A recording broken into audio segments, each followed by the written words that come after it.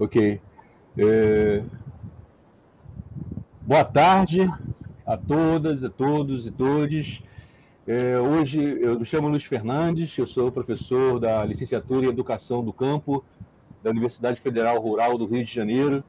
Hoje nós estamos iniciando um ciclo de debates de uma disciplina, né, da licenciatura em Educação do Campo, né, da UFRJ.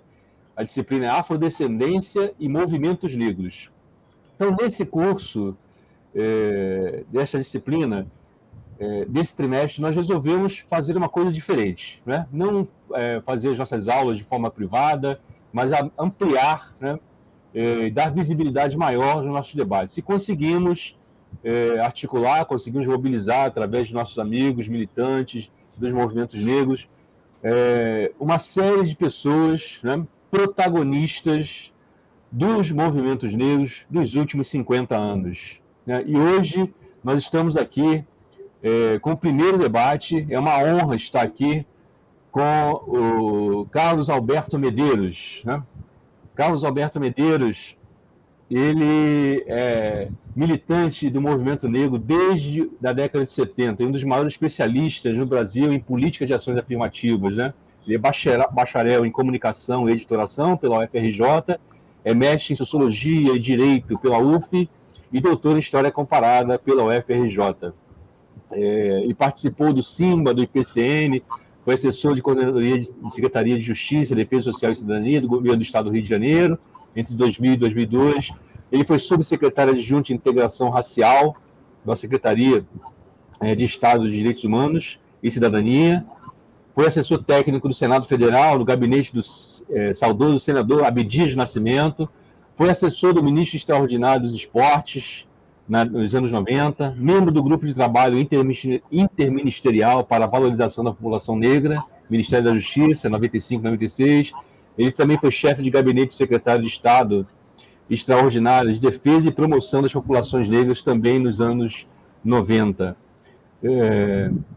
Então, aqui, Carlos, nosso curso é um curso de licenciatura em Educação do Campo, né? Forma educadores para as escolas do campo, que é uma nova modalidade, né? Você deve conhecer a nova modalidade de ensino, que foi regulamentada pelo Conselho Nacional de Educação. Então, nós temos nosso curso desde 2014, na Rural, e dentro desse curso, não trabalhamos somente a questão da educação do campo, mas atravessamos várias outras questões, né? Temos, dentre elas, tem um conjunto de professores e professoras que fizeram questão de dar um destaque também muito especial a questões indígenas e a questão racial negra, né? Especialmente discutir a África, discutir movimento negro, que perpassa também, nós sabemos, todas essas questões, né? Queria que você falasse um pouco, para a gente começar, que é importante a gente conhecer, né, os nossos interlocutores, né? Falar um pouco da sua vida profissional, da sua militância, das suas origens, né, para nosso pessoal conhecer aqui. Muito boa noite e muito obrigado pela tua disponibilidade. É uma honra estar aqui com você. Boa noite, obrigado pelo convite. E é um prazer muito grande participar. Eu tenho já uma parceria com a Rural em outros assuntos, também ligados à questão racial. E eu também agradeço por essa oportunidade de eu fazer aquilo que o meu orientador, Flávio Gomes, juntamente com o Wallace Moraes, chama de ego-história.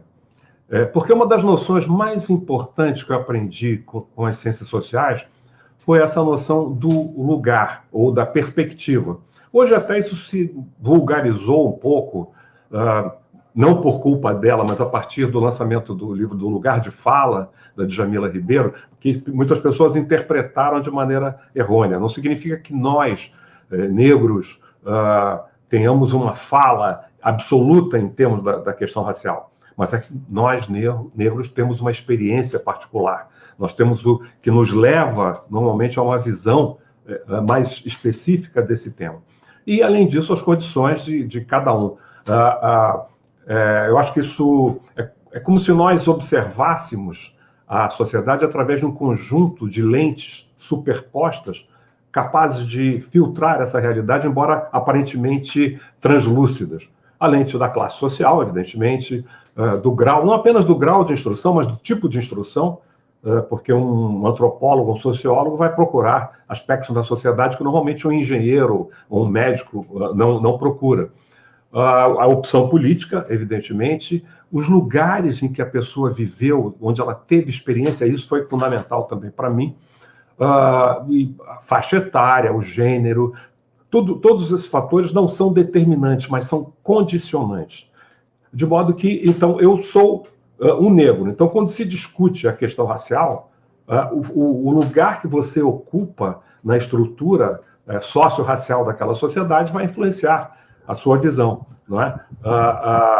Então, essas lentes, então, que eu mencionei, elas distorcem a realidade, elas vão ampliar alguns aspectos, reduzir ou simplesmente obscurecer outros. Então, para mim, isso é uma coisa fundamental. Eu sou um negro, e isso tem um significado para mim. Eu estou reconhecendo que eu sou um negro, muitos negros não assumem essa identidade, mas principalmente porque eu sou um objeto da discriminação racial. Então, a discriminação racial é um fenômeno com o qual eu travei contato, travei contato não necessariamente pela leitura de livros ou por filmes ou pelos relatos de outras pessoas, embora tudo isso tenha acontecido também. Mas é fundamental que a discriminação racial é um fenômeno da minha vida, responsável por alguns eventos dolorosos, até traumáticos, e outros curiosos e engraçados. Mas é algo da minha vida, que eu digo que pode acontecer ainda nesta noite, num contato com a polícia, ou amanhã, na porta giratória de um banco, e eu falo de experiências pelas quais eu já passei. Assim, então, quando se descreve o Brasil como uma democracia racial, é um pouco como se estivessem me ofendendo pessoalmente, como se estivessem negando as experiências pelas quais eu passei. Então, do ponto de vista social, eu fui criado por minha mãe empregada doméstica, então criado em casas de patrão. Minha mãe era do Rio Grande do Sul e também nós vivemos por algum tempo, no final da minha infância, início da adolescência, em São Paulo. Essa criação, o fato de então ela ser uma empregada doméstica e me criar na casa de patrão, é algo que tem uma ambiguidade. Eu sou tradutor e o Zygmunt Bauman, eu traduzi mais de 20 livros dele, ele fala da ambiguidade do fato social.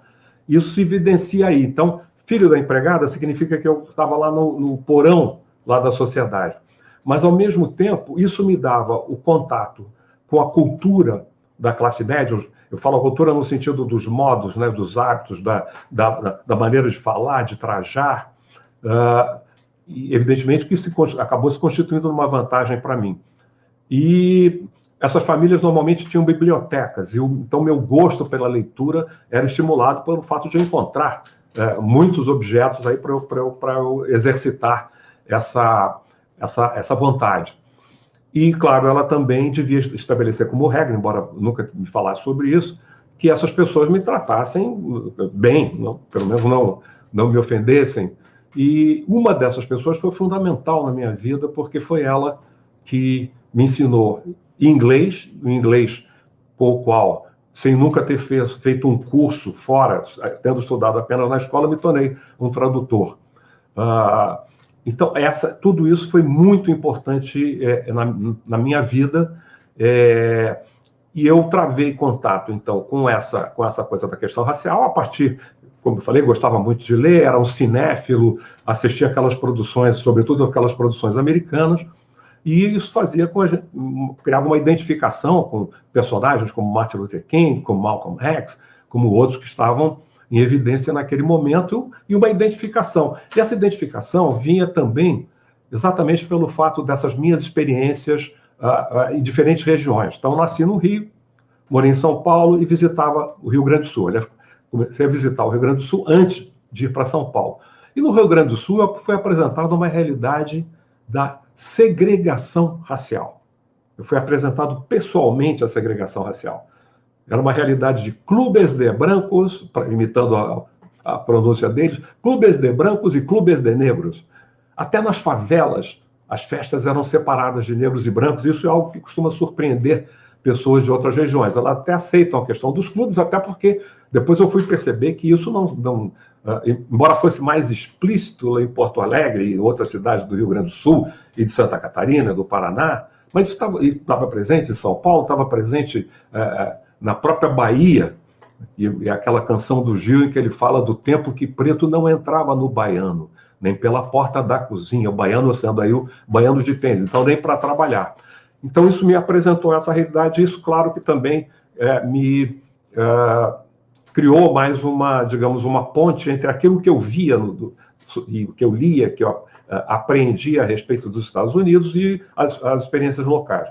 E depois de morar em São Paulo, também foi São Paulo onde eu passei pelas experiências mais dolorosas e traumáticas.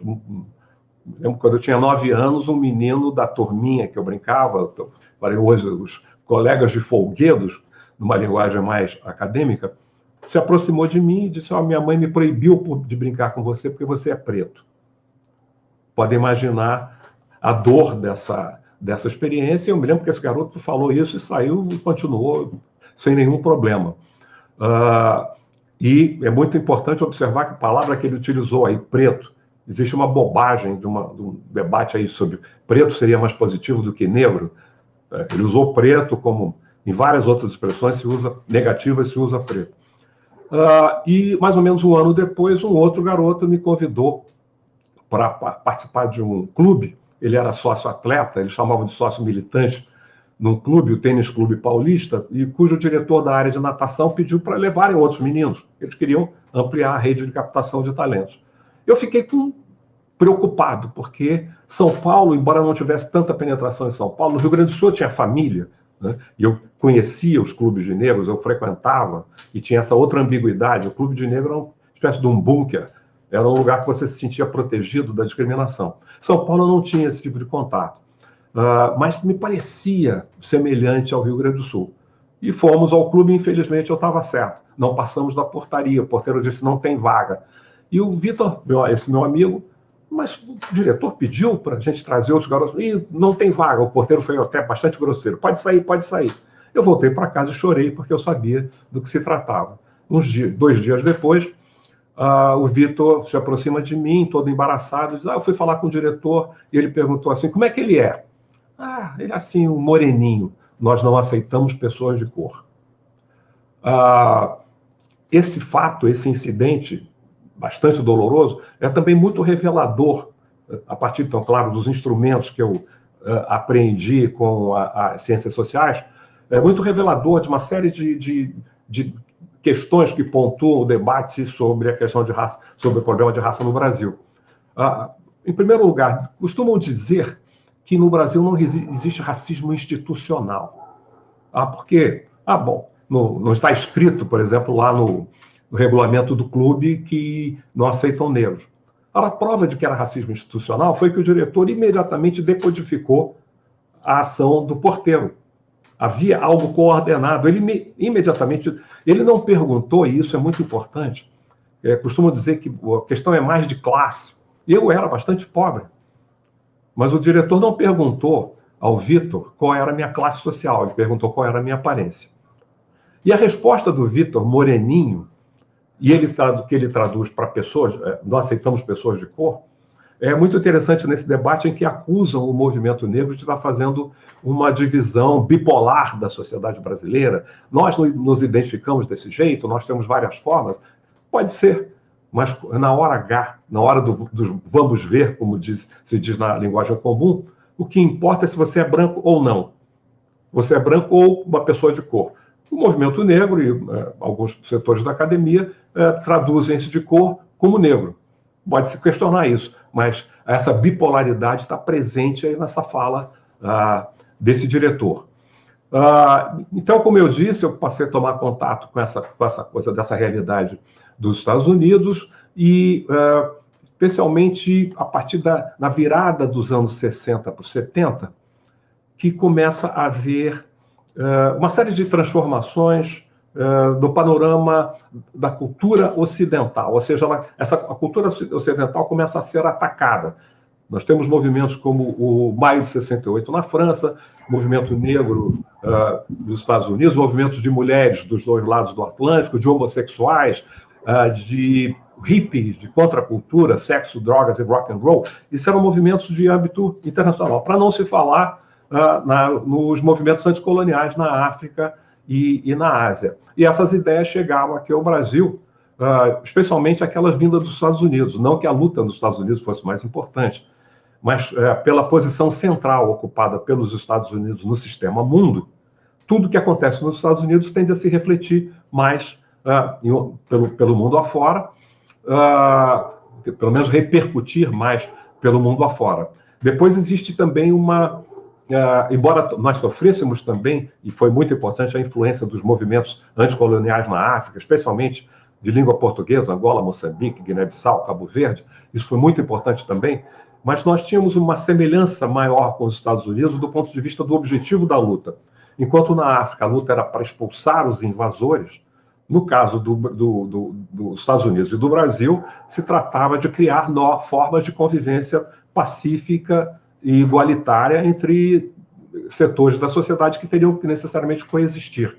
E eles também tinham, os americanos tinham a seu favor o cinema, então com aqueles filmes blaxploitation, filmes com heróis e heroínas negros apresentados como belos, corajosos, determinados e cheios de orgulho negro, um tipo de personagem que nós nunca tínhamos tido e até hoje praticamente não tivemos nas nossas produções de cinema e televisão, e o impacto que aquilo causou. E a música, e eu me refiro a soul music, o gênero musical afro-americano, nascido da mistura do jazz, blues, rhythm and blues, e o gospel, a forma de cantar da Igreja Negra, isso é fundamental, que a gente vê esses cantores de soul, e um gênero musical que acabou incorporando as posturas, as novas posturas do movimento negro americano, a partir do final da década de 1960, sintetizadas em slogans como Black Power e Black is Beautiful. Atenção, Black Power para o americano não é corte de cabelo, isso é uma expressão brasileira, curiosamente, cabelo Black Power. E Black is Beautiful. E esses bailes de soul eram exatamente uma espécie de templos em que se celebrava a beleza negra. E foi pelos bailes de soul que eu cheguei ao movimento negro. Mas aí a gente pode continuar mais adiante. Não, é bem interessante que você fala aí das situações de discriminação, de racismo, bem que não é explícito. Eu conversando, tenho uma parceria com um professor, né, um amigo meu, né, e muitos anos atrás, né, a gente fazendo o debate da discussão racial em vários lugares do estado do Rio de Janeiro, e aí um belo dia ele comentando: Luiz, essa questão do racismo parece a lei da gravidade, né? As pessoas dizem coisas muito semelhantes em diversos lugares, inclusive fora do Rio, né? Situações bem semelhantes, né? É aí que ele ficou comparando, parece uma lei científica. Ô Carlos, a gente fez assim quando a gente pensou nessa atividade, né, todos os nossos amigos, né, indicaram você, né, para falar um pouco desse período, nas organizações negras dos anos 70, né? Talvez que você seja um dos militantes que vivenciou esse período intensamente, né? Um dos tantos militantes que a gente conhece. Eu começaria te perguntando aqui, e aí para dialogar com nossos estudantes, com o público que está nos vendo, você falar um pouco como é que era essa discussão sobre o racismo, né, e o antirracismo nesse período, né? Porque hoje essa é uma discussão, até o nosso amigo comum, Amaury Mendes, né, uma vez comentou: olha, muitos anos atrás isso não era uma questão, né? Hoje em dia a gente tem muitos negros e negras aqui em vários espaços e se faz essa discussão, a juventude faz a discussão.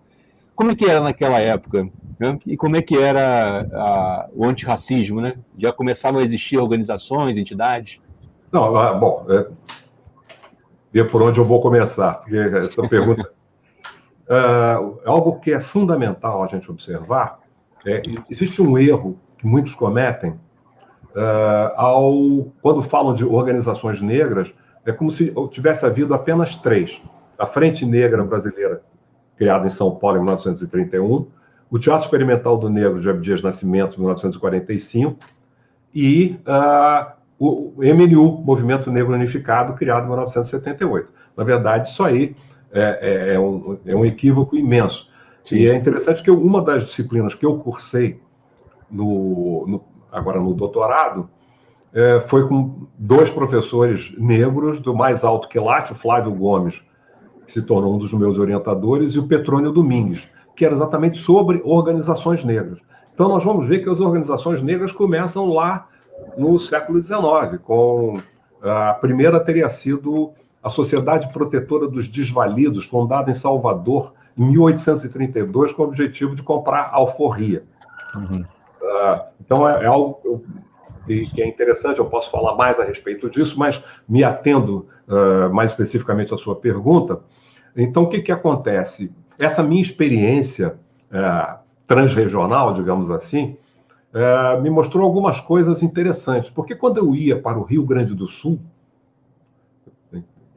onde o racismo era mais explícito, onde havia, então, os clubes de brancos, de negros, as festas separadas e tudo mais, não havia espaços, eu chamo espaços de convivência não públicos, em que negros e brancos se reunissem. Você não via casais mistos na rua, embora grande parte dessa população negra fosse constituída de mulatos, de mestiços, de negros de pele mais clara, como preferirem a linguagem. Mas você não via isso. E, curiosamente, então, não, eu acho que por consequência disso, havia muito mais discussão a respeito da questão de raça do que, por exemplo, no Rio de Janeiro. Eu me lembro das pessoas negras com quem eu me relacionava, meus padrinhos, pessoas próximas da minha mãe, não gostavam de falar desse assunto. Quando falavam de um clube que discriminava negros, esse clube, aquele clube, eles fazem seleção. Eles não falavam, não gostavam de mencionar. Não era o caso da minha mãe, por ela ser lá do Rio Grande do Sul, então ela jamais negou a existência desse problema. Mas lá no Sul se discutia isso de uma forma mais acentuada. Inclusive havia algumas expressões, fulano é raça. Fulano é raça significa que fulano era negro. E lá eu conheci um amigo dos meus primos, chamado Zé Luiz, que era um militante, mesmo que um militante solitário. Ele contava, por exemplo, que estava servindo a aeronáutica, foi a um baile em que encontrou a família, foi convidado a um baile de uma faculdade, encontrou a família do comandante da unidade dele, foi lá, foi uma provocação, tirou a filha do comandante para dançar, dançaram, levou a moça de volta e a família se retirou da festa. Uma outra vez eu estava com ele na rua, numa fila, e alguém passou e disse: alô, mulato! Ele: mulato não! Não tem o sangue deles. E uma terceira vez ele me encontra, visitando Porto Alegre já com o cabelo afro, que eu tenho provas aqui, e ele disse assim: essa negritude toda é só por fora ou é por dentro também? Então, esse tipo de questionamento. Depois eu fui perceber que São Paulo era parecido, mas eu não tinha o contato em São Paulo com a comunidade negra como tinha no Sul. E aqui no Rio, não. Então, aqui no Rio se procurava utilizar eufemismos, se procurava encontrar outras explicações. As pessoas não tinham... ficavam muito embaraçadas, ficavam muito incomodadas em discutir a questão racial. Então, esse era o panorama anterior a esse momento em que eu descrevi anteriormente, essa virada dos 60 para 70, em que essas ideias vindas de fora vão ter uma repercussão aqui. Uhum. Uhum. E aí nós temos nós fizemos um pequeno levantamento aqui, tivemos algumas entidades, organizações, por exemplo, nesse livro aqui, que você conhece aqui a História do Movimento Negro no Brasil, organizado pela Verena Alberti e o Amilcar, né? Eles falam um pouco tem um tópico, né, desse período que a gente está conversando, fala um pouco do Grupo Palmares, lá do Rio Grande do Sul, né, do Oliveira Silveira, fala do Centro de Cultura e Arte Negro SECAM, São Paulo, o Centro de Estudos Afro-Brasileiros, né, o SIMBA, o IPCN, o SEBA, lá na Bahia o LIAIE, no Cultural Afro-Brasileiro, e os clubes negros, né, que você citou aí no início da tua fala. Como é que era essa atuação dessas organizações, dessas entidades, que você certamente conheceu algumas? É praticamente Um aí... momento difícil, um momento muito difícil, muito fechado da nossa história, né? Tem que lembrar disso. Mas são essas ambiguidades, né? São essas ambiguidades. Nós temos um grande adversário que as organizações, os militantes negros enfrentaram durante todo o século XX, isso digamos, esse elemento se atenuou mais recentemente, foi exatamente o mito da democracia racial. Sim. O mito da democracia racial é o álibi perfeito para o racista, porque se nós somos uma democracia racial, eu, discriminando o negro, eu não sou racista, eu tenho uma outra explicação para isso. Mas esse mito que foi construído a partir da segunda metade do século XIX, que ganhou um respaldo acadêmico com a obra de Gilberto Freire na década de 30, foi adotado pelo Estado Novo de Getúlio Vargas como que queria dar um toque final na construção da ideologia da nacionalidade brasileira, e virou aquilo que o intelectual italiano Antonio Gramsci chamava de o senso comum. O senso comum sendo as ideias da elite que se infiltram pelo conjunto da sociedade, se transmitem entre as gerações, e aí utilizando aqueles que Luiz Althusser chamava de aparelhos ideológicos de Estado, a família, a escola e os meios de comunicação, né? Porque a gente começa a aprender isso na família, a maioria de nós, os negros aprendem a sua inferioridade, os brancos a sua superioridade, isso é reforçado na escola e reforçado também pela mídia. Então, o que acontece nesse momento dessa virada? Essa coisa começa a mudar. Abdias Nascimento mesmo me falava, por exemplo, de como era difícil, e foi difícil por muito tempo, para os negros, por exemplo, contestarem o mito da democracia racial, porque quem fizesse isso caía no ostracismo. Era um extremista. E é interessante que a forma como se jogava a culpa nos negros. Se o Brasil é uma democracia racial, esses homens e mulheres negros que denunciam incidentes de discriminação racial, eles são o problema.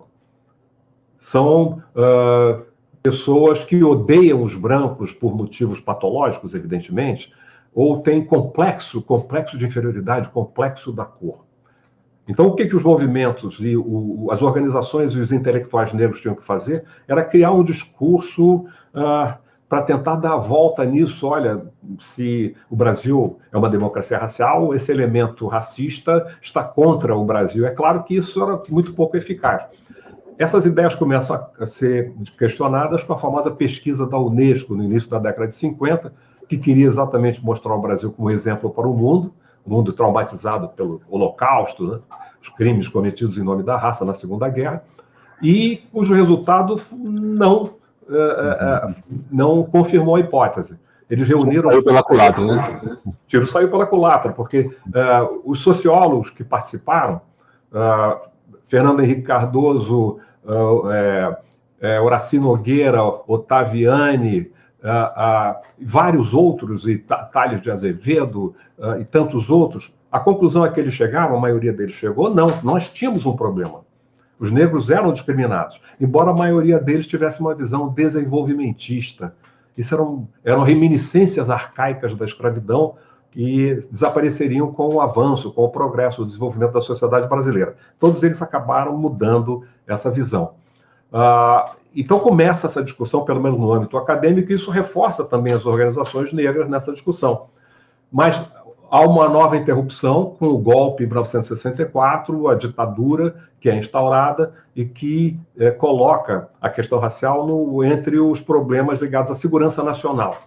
Tanto que Fernando Henrique e todos os professores da USP, no processo que o levou à sua exclusão, foram interrogados por que eles estavam querendo trazer um problema inexistente para a sociedade brasileira.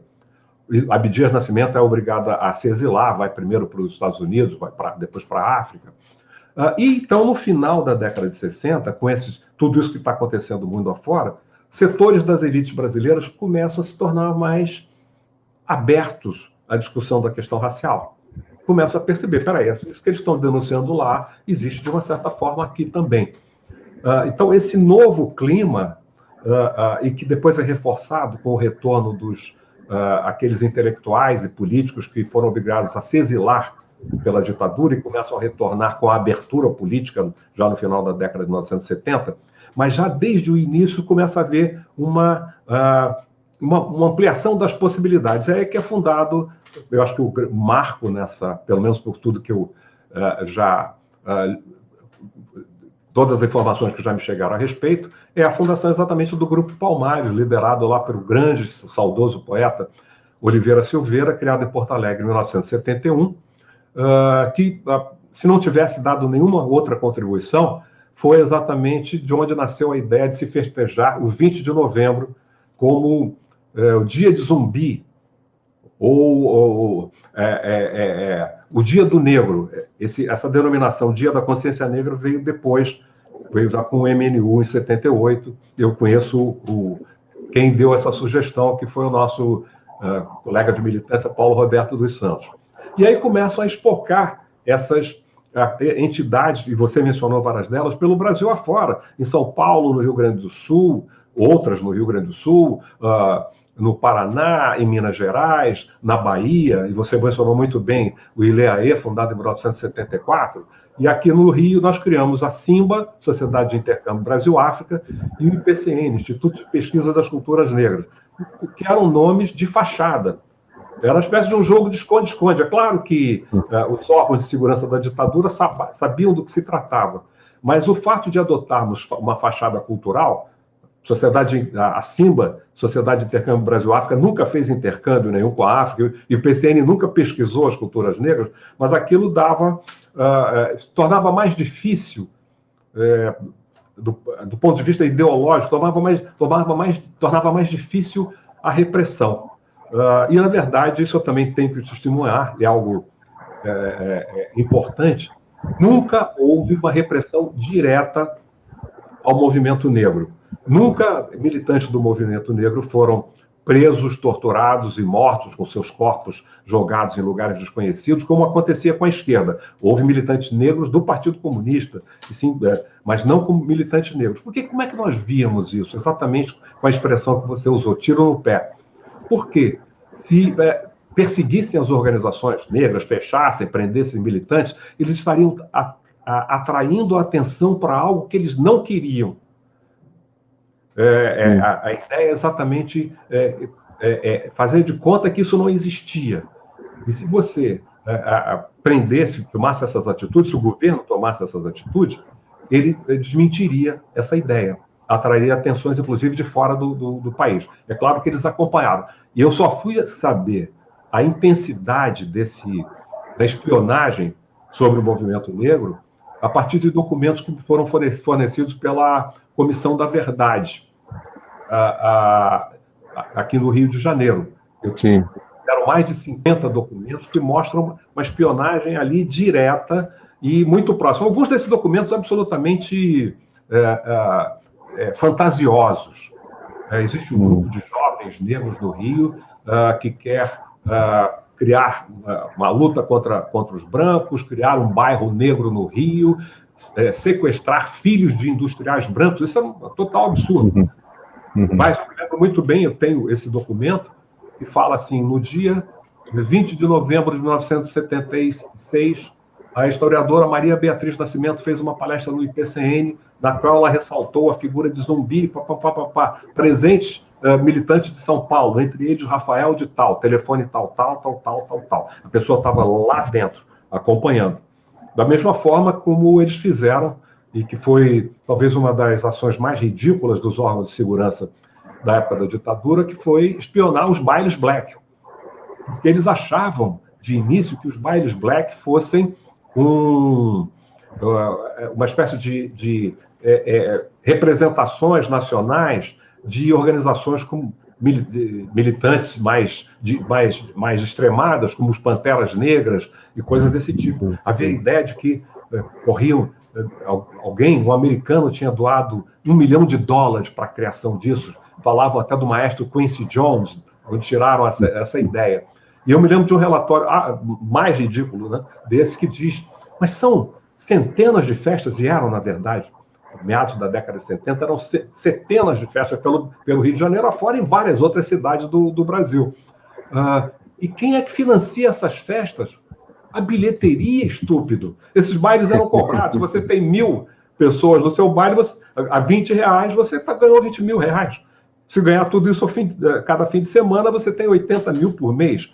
né? Então era isso exatamente que financiava os bailes. Mas é interessante a gente verificar, e o livro da Paulina Alberto, o texto dela, um artigo, Quando o Rio era Black, mostra exatamente isso. Enquanto para a direita era isso que eu mencionei, era o movimento extremista chegando ao Brasil, né, e alguma coisa ligada ao comunismo, que era um absurdo total. O próprio Gilberto Freire tem um texto absolutamente deplorável a respeito disso, em que ele mistura comunismo com imperialismo americano. Enquanto era isso para a direita, para a esquerda, e é muito interessante a gente ver que direita e esquerda frequentemente convergem quando se trata da questão racial. Para a esquerda era o imperialismo americano. Simples. E eles não precisavam mandar espiões às festas. Eles já sabiam desde longe o que era, ainda mais naquela época que predominava aquela ideia, na esquerda, a ideia do nacional e popular. Para uma coisa ser boa, ela tinha que ser nacional e popular. E aí, quando se fala isso, eu fico me lembrando de certos elementos de culturas de vários povos, como, por exemplo, a extirpação do clitóris em mulheres no norte da África e em outras regiões, exatamente para impedir que as mulheres tenham prazer e, portanto, possam trair seus maridos.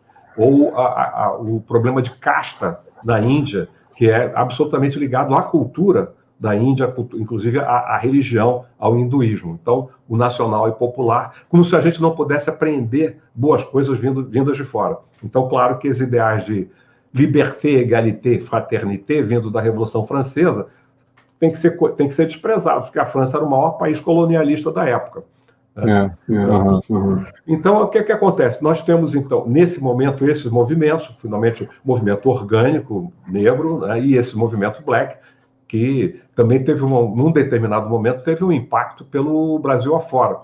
É interessante que o livro Carnaval e Jexá, do antropólogo Antônio Risério, que ele escreveu numa época que ele ainda não era um adversário do movimento negro, mostra como os bailes de soul influenciaram o próprio surgimento dos blocos afro de Salvador. Não na dança, na música ou nas vestimentas, mas que foi nos bailes black que jovens negros de Salvador tiveram a ideia de criar um bloco de carnaval exclusivamente negros, numa época em que havia discriminação muito presente nos blocos de trio de Salvador. Chegou a haver no início do milênio, em 2001, uma CPI do racismo dos blocos de trio em Salvador. Então, essa influência, uma vez eu perguntei isso ao vovô do Ileaê, o meu amigo em particular, fundador do Ileaê, se isso era verdade, da influência, e ele com a sua voz característica, nós dançávamos o Brau. E o Brau era exatamente uma outra forma, em função do James Brown, como se chamava o soul. Mas o movimento negro que começa, então, que começa a surgir e se desenvolver nessa época, usa de não é uma estratégia pensada, mas algo mais ou menos espontâneo, com a única arma que nós tínhamos, que era exatamente a persuasão. Então, nós fomos conseguindo criar um círculo de alianças, em setores dos partidos políticos, da mídia, da academia, dos sindicatos, que até então se fechavam a essa questão. Havia essa visão da esquerda, era a visão muito propalada pelo próprio Partido Comunista, que discutir a questão racial iria dividir a classe trabalhadora, e nós vamos superando essas barreiras. Então, nós já temos, no início da década de 1980, a criação dos primeiros conselhos estaduais e municipais do negro, o Conselho dos Direitos do Negro, o Conselho da População Negra, que são criados, enfim, o primeiro deles foi em São Paulo, em 1983, no governo Franco Montoro. Ainda são órgãos consultivos de assistência técnica, não são órgãos executivos. Em 88, o governo de José Sarney cria a Fundação Palmares, exatamente para a promoção da cultura negra, e também, paralelamente, a cultura indígena, e hoje nas mãos dessa pessoa absolutamente execrável que está na liderança. No início da década de 1990, aqui no Rio de Janeiro, o governo, o segundo governo do Leonel Brizola, cria a Secretaria Extraordinária de Defesa e Promoção das Populações Negras, sob a liderança de Abdias Nascimento, com quem eu trabalhei, cheguei a ser lá o chefe de gabinete. Depois, em 95, o Fernando Henrique se torna o primeiro presidente a reconhecer a existência de um problema racial relevante no Brasil, exatamente na esteira da Marcha dos 300 anos de Zumbi, realizada lá, que levou cerca de 35 mil pessoas à Praça dos Três Poderes naquela época. O Fernando Henrique cria um grupo de trabalho interministerial para a valorização da população negra, do qual eu participei, na época eu trabalhava no Ministério dos Esportes, e em 96, ainda o governo do Fernando Henrique,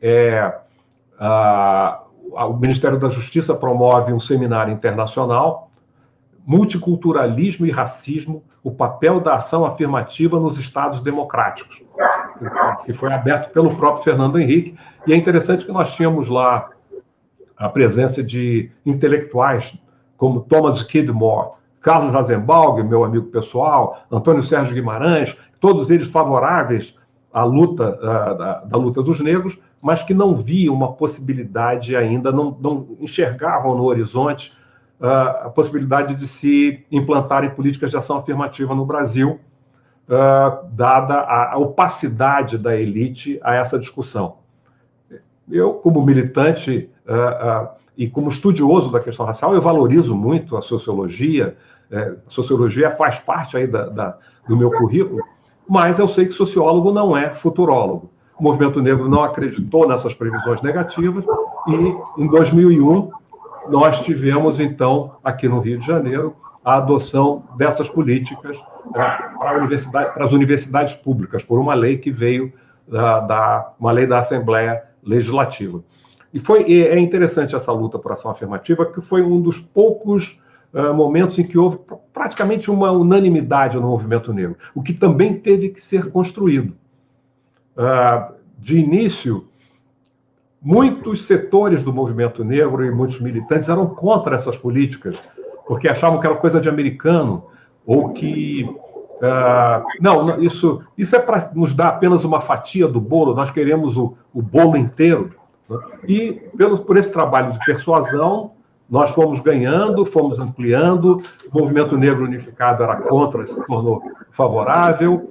Há pouco tempo, numa mesa que eu participei com o Alexandre Nascimento, da Educafro, ele me disse que a Educafro era contra, depois passou a ser a grande protagonista nesse processo, mas o movimento negro se uniu tanto em relação a isso, que foi preciso inventar uma identidade do movimento negro para botar uma cara preta contra a política de ação afirmativa, que foi o tal movimento negro socialista, que já se desfez desde que essas políticas foram consideradas constitucionais pelo Supremo Tribunal Federal. Eu digo, então, que as políticas de ação afirmativa foram a grande vitória que o movimento negro já obteve no Brasil, por dois motivos. Primeiro, é uma coisa visível. Essas políticas mudaram digamos, a paisagem humana das universidades. Eu sou uma testemunha ocular, talvez um observador participante desse processo, já que eu fui o único aluno homem negro na escola de comunicação da UFRJ, não na minha turma, em toda a faculdade, no ciclo básico. Depois, no ciclo profissional, entrou mais um, éramos dois, e talvez umas 3 mulheres. Nesse período, anos 70? Anos 70. Já agora, já 2 anos atrás, 2, 3 anos atrás, cursando meu doutorado lá na UFRJ, no IFIX, eu tive o prazer de ver dezenas e dezenas de jovens, e não tão jovens, negros, muitos com suas cabeleiras afro, trajes africanizados, e ter professores negros também. Então, essa é uma mudança bastante importante. Mas eu digo que tão importante quanto isso, talvez até mais, foi o fato de as políticas de ação afirmativa terem forçado a sociedade brasileira a debater não cotas, exatamente, ação afirmativa, mas a questão de fundo, que é a questão de raça, que começa a ser debatida, que era uma questão que, como eu digo, costumava ser jogada para baixo do tapete da história. Era uma não questão, né? Era um tema desagradável, perturbador, embaraçoso, e desnecessário, já que, como todo mundo sabe, nós somos uma democracia racial. Por que a gente vai gastar algum tipo de energia ou recurso para discutir algo que não existe? E uma contribuição brasileira a esse debate. Eu não vi isso mencionado em outras realidades. Perigoso para brasileiros, para muitos brasileiros, discutir a questão racial iria provocar o racismo.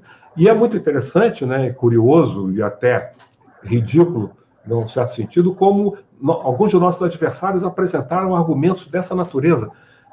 Fazer uma comparação a mais absurda possível do Brasil com Ruanda, com o genocídio de Ruanda.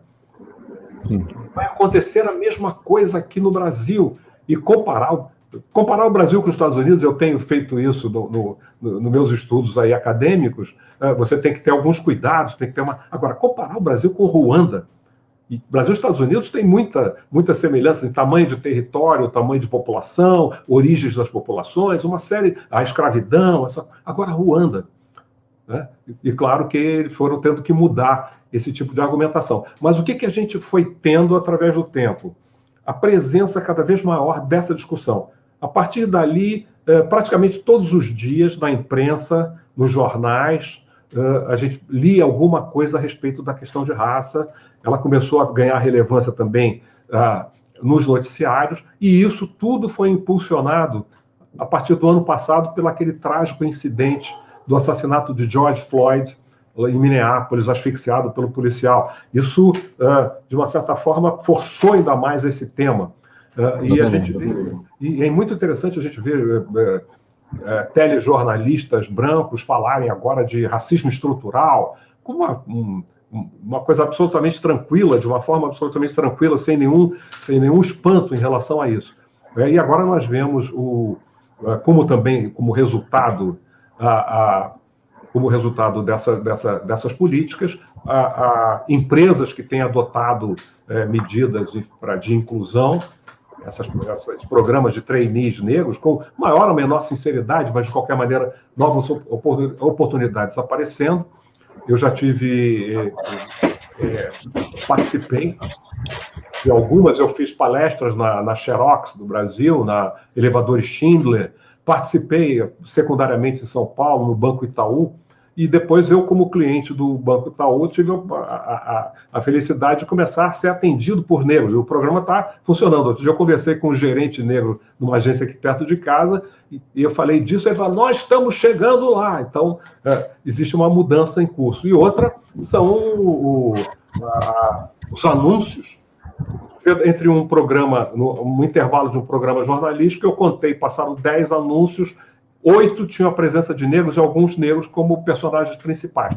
Há uma mudança nessa sociedade em relação a isso. Isso causa, entre outras coisas, cria mais consciência a respeito dos temas, as pessoas passam a se pronunciar, as pessoas passam a se queixar, as pessoas passam a denunciar esses casos, porque elas percebem que existe alguma consequência em relação a isso, mesmo que as consequências não sejam exatamente aquelas que nós desejamos, mas pessoas são presas, pessoas são, pelo menos, intimidadas em relação a isso. Nós temos visto agora, e algo que acontece mundialmente, por exemplo, nos campos de futebol, jogadores interromperem as partidas, e eu me lembro de uma fala de Pelé, algum tempo atrás, se eu fosse interromper as partidas, e o jogo não ia... Ora, se ele tivesse feito isso, talvez tivesse ajudado naquela época. É claro que ele ia sofrer consequências disso também. Mas a verdade é que as pessoas hoje se sentem estimuladas. E isso causa reação do outro lado, brancos. Agora, peraí, tudo é racismo? Ora, sempre foi. Só que não era denunciado. Então, nós temos hoje ainda movimentos, temos grandes desafios pela frente, temos que criar mais unidade, porque tem gente que pensa que o movimento negro é uma coisa... segue um pensamento único, algo desse tipo. Na verdade, não. Temos visões variadas. Não temos ninguém na extrema-direita, evidentemente. Nós temos negros até lá pela meia-direita, pelo centro, pela meia-esquerda, e alguns também lá pela extrema-esquerda. A extrema-esquerda já mudou também a sua posição em relação a essas questões. E isso, claro, faz com que essas pessoas tenham posições diversas em relação a temas relacionados ao racismo, mas, de qualquer forma, a consciência é maior. Então, precisamos criar um pouco mais de unidade para podermos avançar ainda mais. Resta muito a fazer do ponto de vista da conquista da igualdade no mercado de trabalho, a igualdade salarial, a igualdade política. Essa consciência tem que se refletir também no aumento do número dos nossos representantes. Sim. E é muito curioso se a gente vê, por exemplo, essa comparação que eu faço com os Estados Unidos, os negros lá são em torno de 13,5% da população. Mas se olharmos a representação política, todas as principais cidades americanas já tiveram prefeito negro, Nova York, Chicago e Los Angeles. Governadores negros, a presença de parlamentares negros é muito maior. Prefeitos negros, cidades como Atlanta, de maioria negra, tem prefeito negro desde a década de 1970. Né?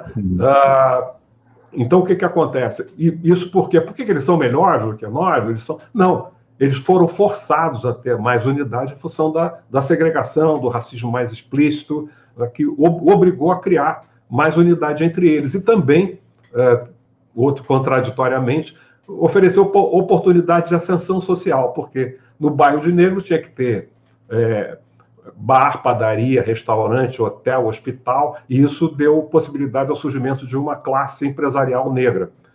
Então, diferentemente do Brasil. Então, eles têm mais unidade, têm mais oportunidades também. E por isso eles se fazem representar mais. Mas, para nós, isso é mais difícil. Construir essa unidade é mais difícil. Eu me lembro de um tempo atrás, quando a Benedita da Silva era candidata, acho que era candidata a governadora, aqui no Rio de Janeiro. Houve uma situação que eu acompanhei, o pessoal que estava defendendo a candidatura dela, passei, era uma coisa de favela, e uma mulher bem preta, pele, tinta forte, como dizem lá na Bahia, e eu vou votar numa negona? Então infelizmente existe muito disso no Brasil ainda. Nós aprendemos isso vem de gerações, vem por aqueles veículos que eu mencionei anteriormente, nós precisamos nos livrar disso. A primeira coisa, eu digo que o principal efeito do racismo, o efeito mais negativo do racismo, é sobre a autoestima. Não é a discriminação que você pode sofrer aqui e ali, tudo isso é claro que pesa, mas a pior coisa é se eu me sentir inferior. Porque se eu me sinto inferior, eu sou inferior. Eu vou me comportar como inferior numa série de situações. Então, é preciso que a gente fortaleça a autoestima da população negra. É preciso que a gente use mais do que a gente tem a Lei 10.639, que tem tido algum efeito, apesar de toda a oposição que ela enfrenta. Nós temos que ter maior presença na mídia. De vez em quando, em palestras, eu faço uma pergunta. Quando é que você já viu, numa produção brasileira de televisão ou de cinema, um casal negro se beijando? Aí eu me lembro que uma vez alguém levantou timidamente a mão. A gente vê isso nas produções americanas. E isso é naturalizado, essa ausência é naturalizada com o negro ali como se não fosse o lugar do negro. Então nós temos que pressionar nessa direção, temos que muita luta pela frente, mas também temos que reconhecer os avanços que já obtivemos. O Carlos, você colocou assim, uma viagem, né, dos anos 70 para cá, muitas conquistas, e aí quando você fala, me lembra muitos nossos momentos que vivemos lá na Rural, né? Discussões com os estudantes, eu, a Mauri, Renato Nogueira, né? Fernanda Felisberto, uma série de companheiros e companheiras. E uma das coisas que surge, a gente debate muito a questão da Lei 10.639, temos espaços que hoje são obrigatórios para todos os licenciados passarem para fazer essa discussão, né? Inclusive a disciplina que a Mauri dá é um desses espaços.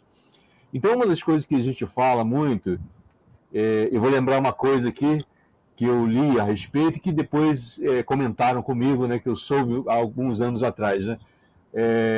Uma das coisas que a gente fala é, por exemplo, que o 20 de novembro, né, surge a partir desse movimento, né, do coletivo do Grupo Palmares. Né?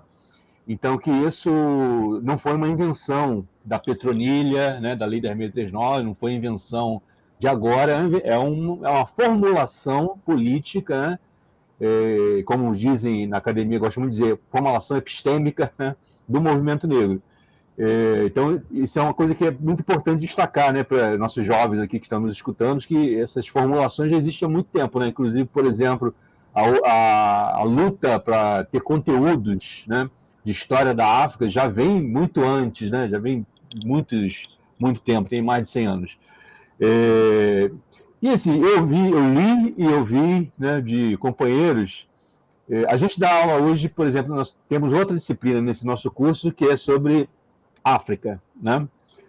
Pensamento social e cultura política em África, né? Então, uma das coisas que a gente faz é mostrar muitos mapas, né? E falar um pouco do contexto histórico, né? Não só de dominação europeia, mas também interior dessa dominação. E aí eu fiquei sabendo, né, fiquei sabendo que você tem esse conhecimento e você tentava espalhar isso através de slides nos anos 70, né? Que você era um militante solitário que levava essa discussão nas escolas, que essa discussão não é de agora, né? Você levava nas escolas. Conta um pouquinho dessas histórias aí pra gente e fala um pouco dessas formulações do movimento negro que hoje a juventude vê como se fosse uma coisa muito nova, né? Não, é interessante isso, porque foi exatamente a minha primeira produção como militante do movimento negro, um audiovisual, que era exatamente aqueles slides do carrossel, com uma trilha, aliás, uma trilha que eu tive muita felicidade de escolher, com um grupo nigeriano chamado Osibissa, e o título era Passado Africano, que era sobre as civilizações do chamado Sudão Ocidental. O Sudão Ocidental não tem nada a ver com o país Sudão, onde hoje se situam países como a Nigéria, como o Senegal, como o Mali, e ali se desenvolveram pelo menos 3 sociedades muito importantes: o Reino de Gana, o Império do Mali e o Império de Songhai, que era uma região muito rica em ouro e sal. Não preciso explicar o ouro, mas o sal era tão importante na antiguidade que a palavra salário veio de sal. E o imperador Mansa Musa, ele era muçulmano, fez uma peregrinação a Meca e na caravana ele levava 15 toneladas de ouro. Então, é considerado o homem mais rico da história, uma fortuna que seria atualizada em mais de 500 bilhões de dólares e tal. Então, isso era uma ideia de mostrar para o público em geral, para os negros em particular, mas o público em geral, quebrar aquela ideia que se tinha, porque eu me lembro que a primeira vez que eu ouvi falar de africanos, que eu li a respeito de africanos em livros didáticos, foi assim, precisava-se de mão de obra para a lavoura de cana-de-açúcar na capitania de São Vicente e foi-se buscar escravos na África, com os africanos estivessem trepados em árvores esperando para ser trazidos como escravos para o Brasil. E, na verdade, eu falei de 3 sociedades bastante avançadas, mas houve muitas pelo todo o continente africano. Só para se ter uma ideia, a primeira religião cristã organizada é a religião copta da Etiópia, que é criada no século III, muito antes, pelo menos 2 séculos antes da Igreja Católica. E tal, né?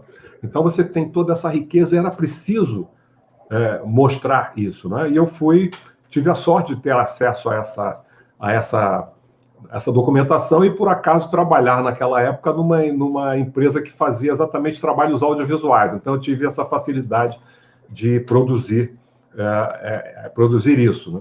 E, a partir dali, se começa a ter...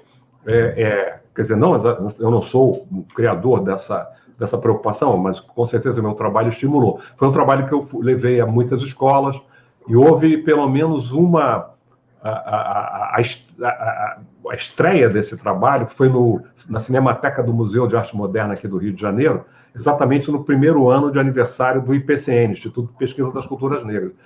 Aquilo saiu no Jornal do Brasil, que era o principal jornal aqui do Rio de Janeiro na época, e quando a gente chega, a Cinemateca estava lotada, tinha mais de 300 pessoas, e ali depois cobraram que o criador daquilo falasse sobre o trabalho. Foi a primeira vez que eu fui desafiado a falar diante de uma plateia como aquela, né? Então, mas um momento muito importante. Então, são essas 2 grandes influências que o movimento negro no Brasil teve, o movimento na África e o movimento nos Estados Unidos.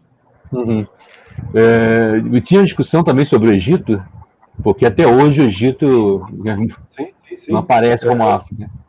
O Egito como uma civilização negra. Eu tenho um livro, acho que está aqui, Black Athena. Martin Athena. Vernon. Martin Não, Vernon. Exatamente, Martin Bernal. Martin Bernal. Martin Bernal. As raízes afroasiáticas da civilização clássica, né? E esse é um livro que eu já contato há bastante tempo. E depois tive a oportunidade de conhecê-lo, vamos falar sobre isso. E é um livro, então, que trabalha... Ele diz que as raízes da civilização greco-romana estão no Oriente Médio e no Egito. Né? No Oriente Médio é na parte que seria Palestina hoje e o Egito. E ele vai mostrar, então, isso... são dois volumes dessa obra, e logo na introdução ele fala disso, dessa questão da aparência dos egípcios. Ele fala o seguinte: se eu tivesse que descrever os egípcios antigos, eu diria, são negros, semitas e asiáticos.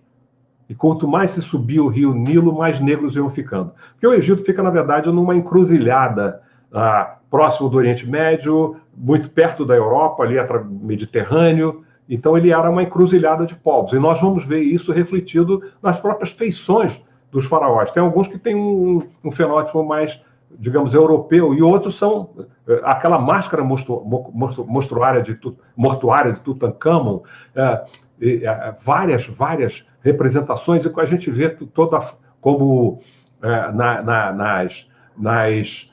nas pinturas, nas gravuras, a gente vai ver, então, que eles se representam normalmente numa cor amarronzada.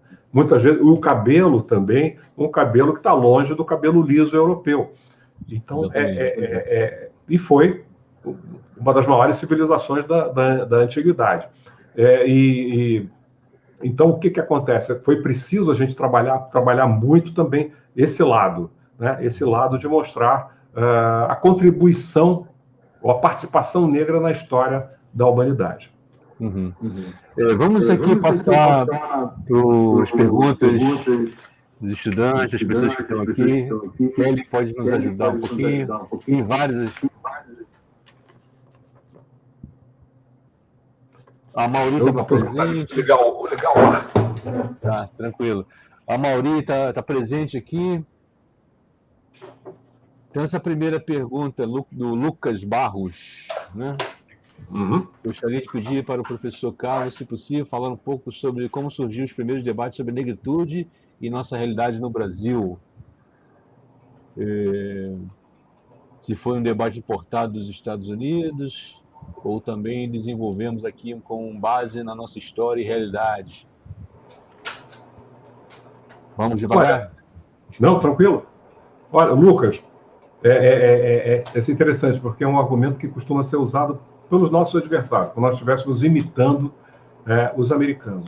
Como eu disse de início, meio en passant, eu falei da Sociedade Protetora dos Desvalidos, lá criada em Salvador, em 1832, mas temos aí uma série de organizações negras, os clubes em várias cidades, por exemplo, o Floresta Aurora, lá em Porto Alegre, foi fundado em 1872.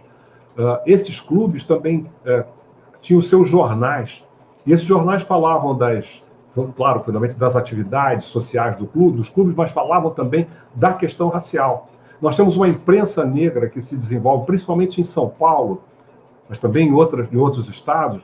Na década de 1920, o jornal o Clarim da Alvorada, a criação da Frente Negra em 31, mas havia outras e outras associações, a Legião Negra, que participou então da Revolução de 1932 em São Paulo, depois foi apagada da história. Existe um grande apagamento, Lucas, um grande apagamento dessa participação dessa negra na sociedade brasileira, nesse debate. É como nós tivéssemos sempre permanecido calados quando não é verdade. Então, eu falei do Teatro Experimental do Negro, fundado em 45 por Abdias Nascimento, que tinha o objetivo de usar o teatro como um veículo de conscientização, não só da população negra, mas da sociedade brasileira. O Abdias tinha um jornal Quilombo, e também para a discussão dessas questões. Então, essa ideia de que essa discussão sobre a negritude é algo que veio dos Estados Unidos, essa influência americana chegou aqui, com certeza. né? Especialmente, como eu falei, a partir da virada dos 60 para 70. Mas é curioso também saber como é que o Brasil influenciou os Estados Unidos. Existe um livro muito interessante sobre isso, que é African American Reflections on Brazil's Racial Paradise. O título porque ele não foi publicado em português. Seria, ao pé da letra, Reflexões de Afro-Americanos sobre o Paraíso Racial Brasileiro. Durante muito tempo, do início do século XX até o final da década de 1960, que intelectuais e militantes negros americanos compraram a ideia do Brasil como um paraíso racial. E o Brasil também influenciou lá ao contrário. Brancos racistas, por exemplo, o termo miscigenação é uma tradução de miscegenation, que aparece pela primeira vez num texto de um branco americano anti-abolicionista e evidentemente racista, que apresentava o Brasil como exemplo da degeneração provocada pela mistura de raças. Então nós temos um jogo de influências entre esses dois países que vem de muito tempo. Mas reduzir, então, o papel do movimento negro, as posições, as posturas do movimento negro a uma cópia dos Estados Unidos é absolutamente faltar com a verdade. Houve essa influência, com certeza, especialmente num determinado período, mas o movimento negro já existia muito antes. Tem uma pergunta aqui do Ciro Garcia, voltando um pouco lá na época da ditadura militar. A pergunta é: o assassinato de Marighella e o exílio de Abdias do Nascimento não evidenciaram a perseguição da ditadura ao movimento negro? Não. A pergunta. Não. O que acontece? Marighella não era um militante do movimento negro. Ele era um militante de esquerda, por acaso negro. Então você não encontra na militância dele essa defesa, essa luta pela igualdade racial. A visão era do Partido Comunista, que a questão racial era um subproduto da questão de classe. Então tinha que se lutar contra a questão de classe, que aí acabariam essas outras discriminações. Já o caso de Abdias, não foi exatamente... ele sentiu o perigo representado, eu disse, exatamente nesse momento, de 1964, a instauração da ditadura militar, ele sentiu esse perigo. Ele não foi preso, ele não foi torturado, ele não foi morto, evidentemente. Então havia esse sentimento de perigo e isso o levou a se exilar.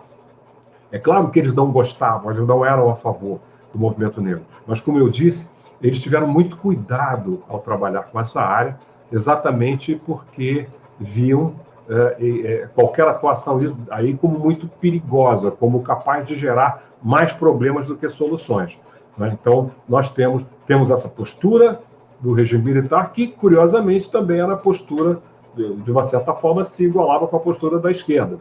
Então, não se tinha que discutir a questão racial. Mas não houve essa perseguição, como houve no caso do Marighella. Ele foi morto. Nenhum militante do movimento negro, por ser militante do movimento negro, foi morto. Tem uma última pergunta aqui, depois vamos entrar numa outra fase. Acho que é a Vanessa, né, que você colocou aqui no Kelly. Foi da Vanessa que você tinha colocado antes do Ciro Garcia. Não foi esse não. Eu acho que foi antes. A Vanessa está fazendo só uma observação ali. Né? A Vanessa pergunta uma coisa específica disso aqui. Professor Carlos, pode falar um pouco sobre a forma humilhante da mulher negra e da sua superexposição em festas como o carnaval? Essa discussão já existia lá nos anos 70, nessas entidades, né? Porque isso é outra questão, né? Que parece que é uma discussão nova, né? Da mulher negra, do feminismo negro.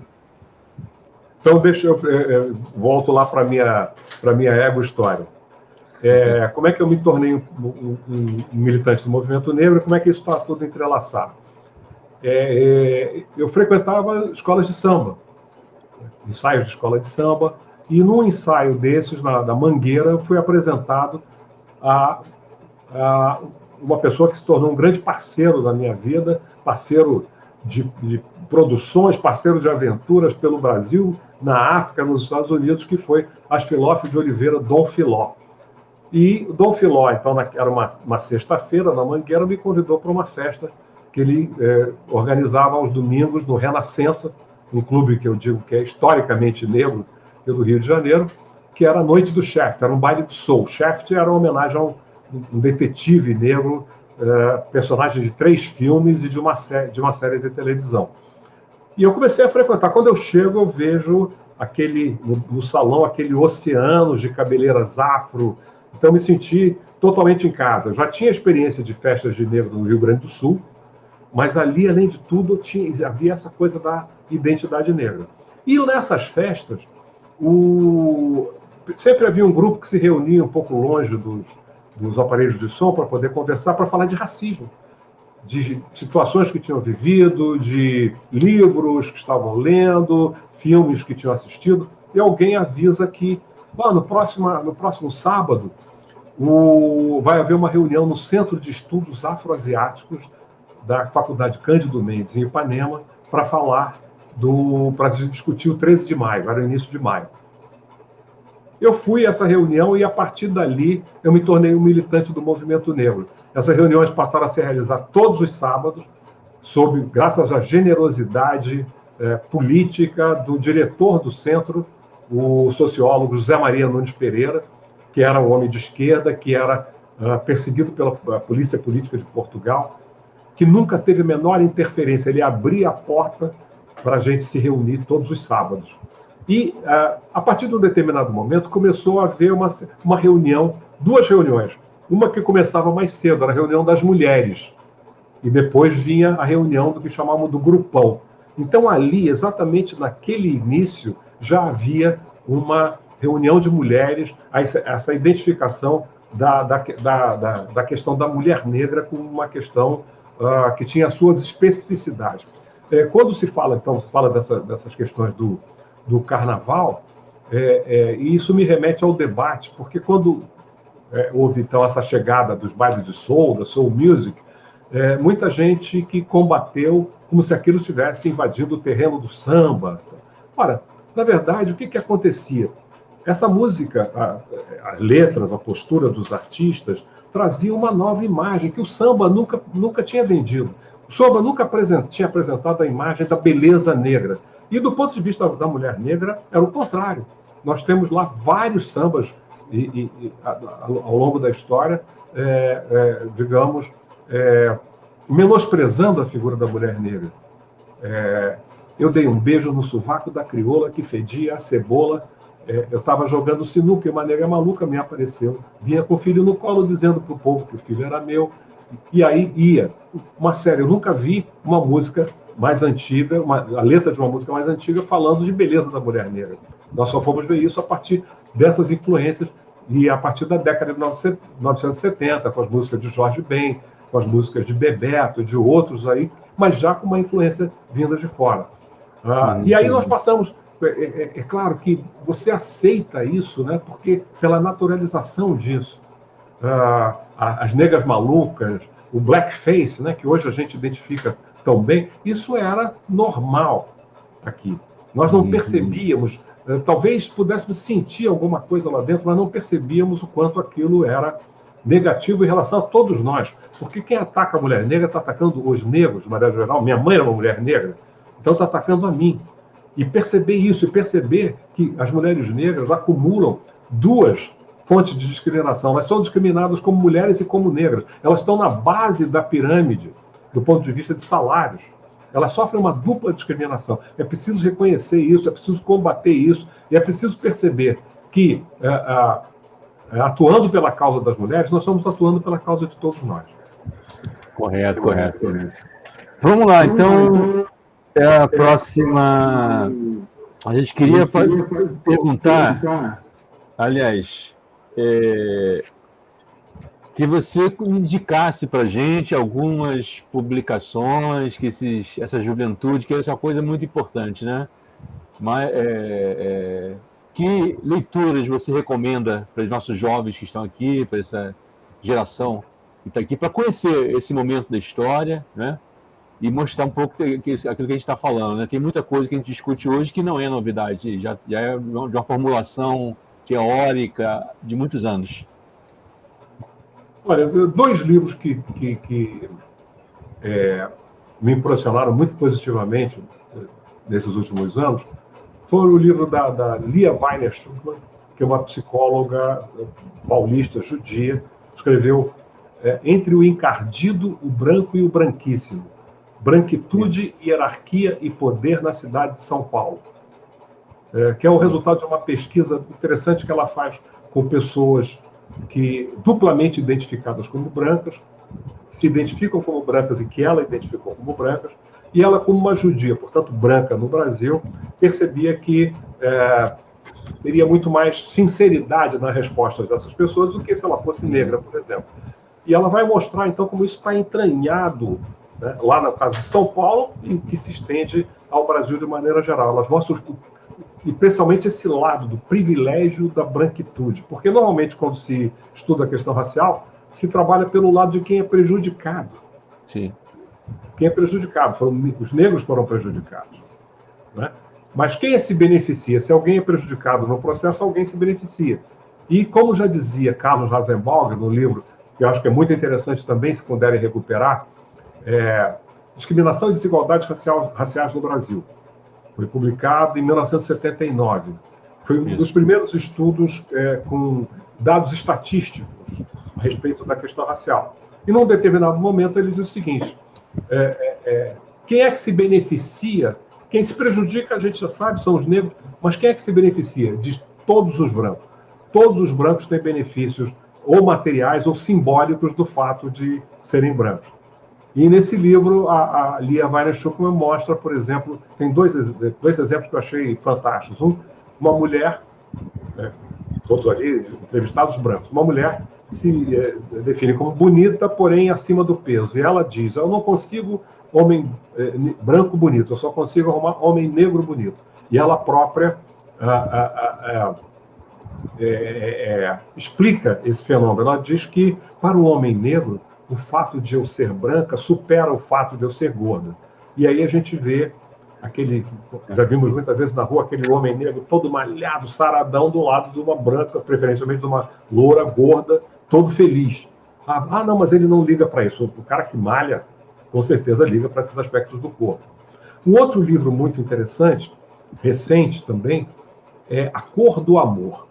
A Cor do Amor foi escrito por uma socióloga afro-americana chamada Elizabeth Roger Freeman, e é resultado de uma pesquisa realizada em Salvador, na Cidade Baixa, com famílias que têm pessoas de diferentes tonalidades de pele na família.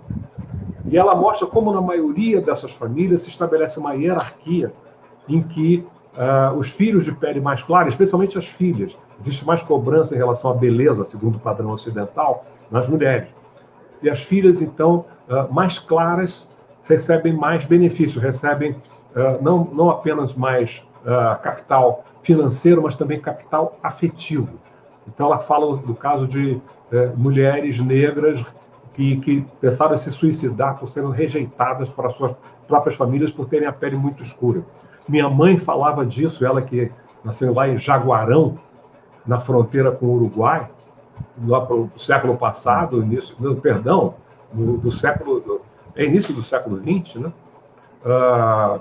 E ela dizia que as irmãs não a levavam à festa porque as irmãs falavam que ela era uma negra preta, que ela era mais escura que as irmãs. Então, é algo que a gente tem que ver, o colorismo que está presente aí na sociedade brasileira. Mas existem vários outros livros importantes, Florestan Fernandes, O Negro no Mundo dos Brancos, obras mais recentes, trabalhos de intelectuais negros que têm uma atuação acadêmica. Flávio Gomes, por exemplo, que foi meu co-orientador. Procurem os livros de Flávio Gomes. Ele acabou de lançar, junto com a Lília Schwartz, Dicionário da Escravidão e da Negritude. Mas outros recentes, ele tem a coleção de livros dele é imensa. Petrônio Domingues, que foi meu professor lá também. Wallace Moraes. Nós temos aí, mas vamos ficar nesses aí, para vocês não esquecerem, que tem uma produção muito relevante, desde da questão da escravidão até a explicação da sociedade atual. Então, hoje nós temos já uma intelectualidade acadêmica e o nosso irmão Amaury, que fez uma manifestação aqui pelo chat, é um exemplo disso. O seu filho, Amilcar Pereira, o livro que ele produziu quando trabalhava para a Fundação Getúlio Vargas a respeito de que é isso aqui. Lideranças negras, eu dei um depoimento para ele. Enfim, existe Mas pode começar por esses que eu mencionei, e aí vocês vão mergulhar mais fundo. Ok, notei aqui, já conheço alguns, já li a maioria. Eu vou escrever aqui depois para botar nos estudantes, no grupo de zap dos estudantes. O Kelly, eu botei aqui dois links, endereço. Um é uma fala do Carlos Medeiros, né, que está presente naquele site do Kuntner, né, que ele fala sobre ações afirmativas, e a outra, eu tomei liberdade, Carlos, que eu gostei muito, né, que é a defesa de doutorado. Essa é bem longa, tem 3 horas. E aí eu queria que ele disponibilizasse para quem quiser conhecer mais, nosso parceiro, companheiro, Carlos Alberto Medeiros, né? É só colocar lá, o Kelly. E aí, pessoal, mas nesse site do Kuntner tem várias intervenções do Carlos Medeiros, né? E tem de outros também, né? Então, aqui você falou de uma série de iniciativas, extrapolamos, inclusive, os anos 70, nós vamos ter outras lives, outros encontros, né? Que vai chegar até, por exemplo, essa discussão das mulheres, né? A Marcha das Mulheres de 2015. Mas, Carlos, uma coisa importante, isso aqui é uma das coisas que eu assim, mais prezo quando a gente faz esse debate aqui, né? O Amaury sabe, o Amaury está aqui, ele sabe que a gente sempre insiste nisso lá na Rural. Você, como um militante experiente, como um militante que já vivenciou muitas situações, né? Hoje os jovens estão dizendo, os mais conscientes, politizados, vamos viver uma situação sombria, né? Uma ameaça de fechamento de regime. Nós já vivemos isso, né? Eu não vivi a ditadura militar, comecei a ter consciência das coisas só nos anos 80, eu estou com 52 anos. Qual é o recado que você daria para essa juventude, especialmente essa nossa juventude preta, que está enfrentando todas essas mazelas, né, esse conjunto de ataques, de violência, que sempre aconteceu, né, na nossa sociedade, mas parece que agora está tendo mais visibilidade. E essa garotada, essa moçada que está aí na universidade, enfrenta as dificuldades, você deve saber muito bem disso, enfrenta as dificuldades desse mundo acadêmico, né, que em algumas situações ainda é fechado, né, e ainda é racista, né? O recado que você daria para essa juventude? Isso é um diálogo muito importante para a gente. Olha, eu acho que, em primeiro lugar, é essa perseverança, resiliência, que esse termo tem sido utilizado muito ultimamente, né? Saber que vocês estão no caminho certo. Agora, vocês têm que se unir, vocês têm que ter consciência do que veio antes. Existe essa tendência dos jovens a imaginar que está tudo começando a partir de agora, e criarem estratégias para o enfrentamento dessa situação. Saberem que, por pior que a situação pareça agora, ela já foi anteriormente muito pior. A situação avançou. Hoje vocês têm um espaço, vocês têm espaços para se manifestar. É claro que existem situações particulares. Eu, fundamentalmente, não tive obstáculos do ponto de vista acadêmico. Eu fiz o meu mestrado na UF e o meu orientador, Friedman,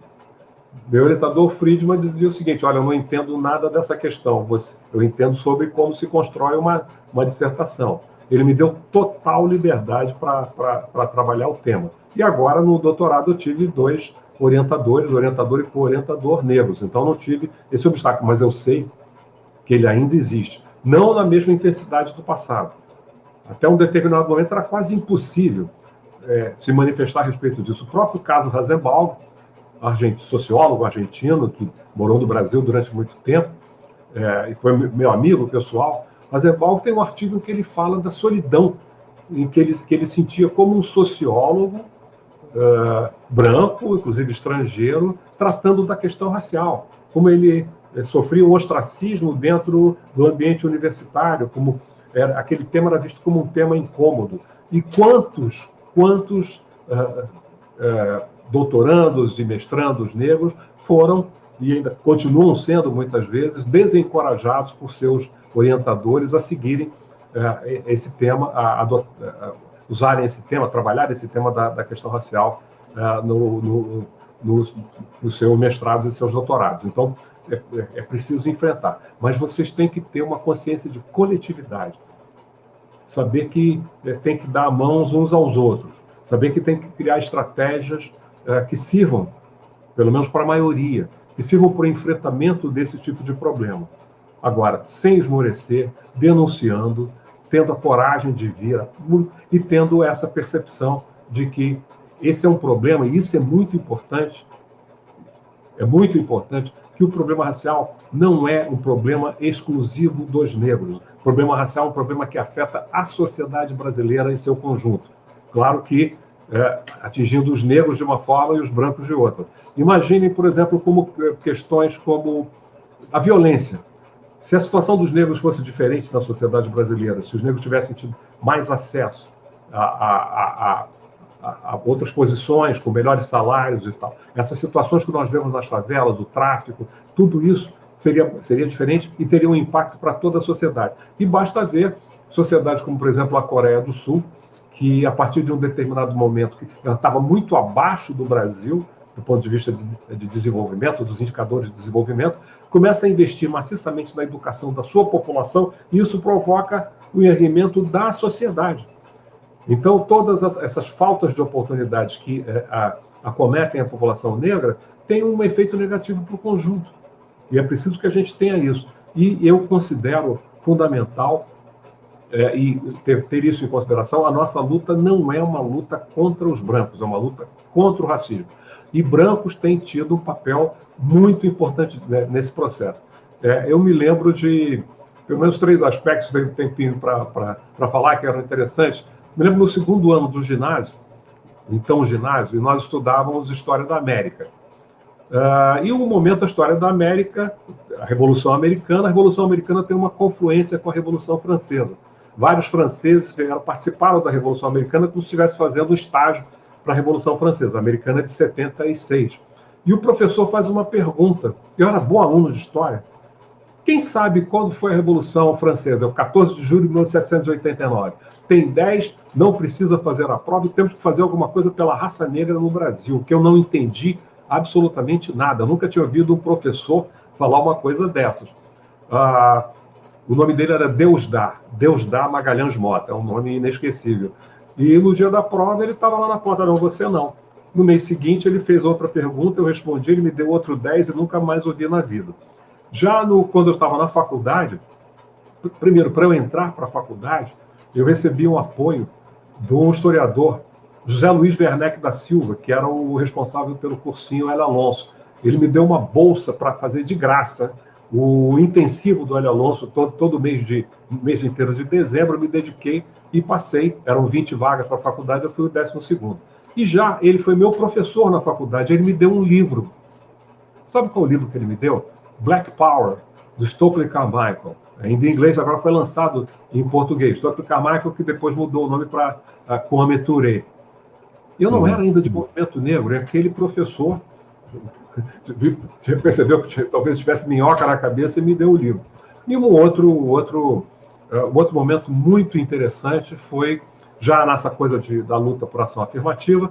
Eu estava trabalhando no Maracanã, na área de imprensa do Maracanã, e vejo lá na tribuna o Marco Aurélio Mello, que naquela época era o presidente do Supremo. E eu tinha lido um trabalho do Marco Aurélio Mello em favor da ação afirmativa. E eu fui falar com ele, disse, ministro, permita que eu cumprimente, só vou dizer uma coisa, eu sou do movimento negro. Ele apertou a minha mão, nós vamos vencer. Olha, realmente não dá para jogar de lado esse tipo de apoio. Então nós precisamos disso, e nós precisamos do conjunto da sociedade. Agora sabendo que a principal responsabilidade é nossa. Nós que temos que estar na frente desse processo. Exatamente. Muito bom, muito bom. Carlos, eu queria muito te agradecer, assim, foi uma honra, tá, te rever novamente, né? Eu acho que quando a gente acabar essa pandemia, a gente vai ter que se rever. A primeira coisa que fazer é um abraço, né? Um abraço. E foi muito bom, acho que está tendo muitas manifestações aqui, muitos agradecimentos dos estudantes, nossos amigos, pessoas A gente fez uma chamada, né, bem ampla, né? Então tem inclusive pessoas de outros estados aqui ouvindo a gente. E eu queria já anunciar para vocês, para os estudantes, que está rolando aí uma lista de presença só para os estudantes da disciplina, tá? No próximo encontro, na quinta-feira que vem, nós vamos ter o nosso amigo comum, meu e do Carlos Medeiros, que é o Aderaldo Gil, né? Que vai falar da Marcha de 88, né? Eu tive que fazer uma troca, porque a Ieda Leal não ia poder, na semana que vem, que a Ieda Leal vai falar sobre a fundação do MNU. Então, a Ieda Leal vai falar depois do Aderaldo. Então, Aderaldo Gil é a próxima, professor Aderaldo Gil. E, Carlos, muito obrigado mesmo, tá? Foi um prazer te ouvir e vamos esperar isso tudo acabar para a gente se rever, né? Comemorar outras próximas lutas, né? Te agradeço muito, uma gratidão mesmo. E eu agradeço a vocês pela receptividade, pela oportunidade, e realmente espero isso, que a gente possa se encontrar presencialmente e realmente prosseguir nessa troca de experiências, nessa troca de informações e nessa troca de energias positivas. Nós precisamos realmente disso para nos manter. Bacana para vocês. Bacana. Grande abraço. Abração.